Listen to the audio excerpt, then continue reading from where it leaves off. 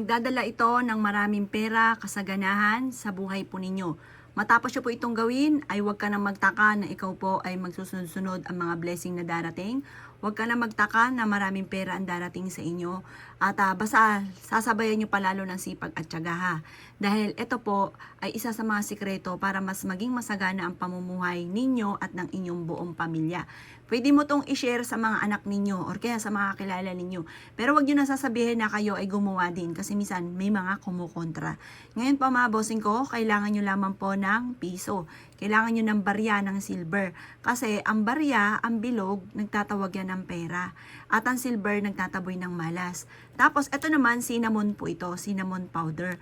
Naku, wag na wag ka magpapawala ng ganito. Marami kang mabibila ng ganitong cinnamon sa mga supermarket. Mapabuo or kaya mapadurog, kagaya nitong durog, pwede po siya.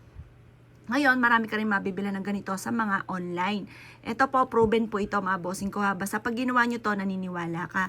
Ang gawin nyo po tuwing umaga or kaya sa umaga, ito ay hahawakan nyo. Sabihin nyo po, ganyan po ang pagkakahawak. Banggitin nyo po ng 3 beses ang inyong pangalan. Halimbawa, Apple Pagyo, Apple Pagyo, Apple Pagyo.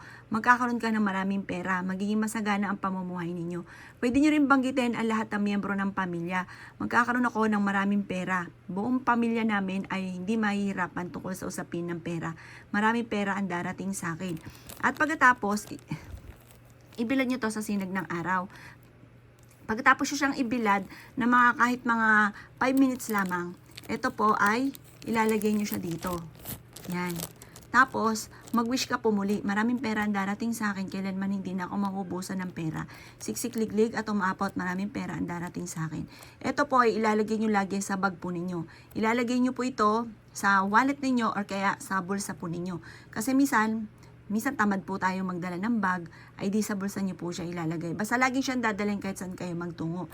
Pwede yung itong ilagay din sa lagayan ng inyong mga kaperahan. Halimbawa, meron kang negosyo, sa kahan ninyo, ilagay nyo po siya. Magdudulot ito ng kasaganahan. Ito po, mapapansin po ninyo na lagi ka magkakaroon ng maraming pera, hindi ka nauubusan ng maraming pera. Mapapansin nyo, gagaan yung daloy ng swerte, lalo na sa pera. Tapos, sasabayan nyo pa ng sipag at tiyaga. Proven po ito. Pwede nyo siyang gawin tuwing Tuesday or Friday or kaya basta sa umaga ang paggawa ng mga pampaswerte. Mapapansin nyo po na mas magiging magaan yung daloy ng pera. Sa umaga nyo siya gagawin ng mga bandang 7:00 ng umaga. Mas pagagaanin nito ang daloy ng swerte lalo na sa pera. Subukan nyo po siya, napaka-epektibo po nito. Proven po ito at kayo mismo ay matutuwa sa pampaswerteng ito dahil napakadaming blessing na maibibigay po niya. Kaya ako ikigagawa ng ganito sa umaga. Mula sa puso, mag-wish ka na at good luck po sa inyo po lahat.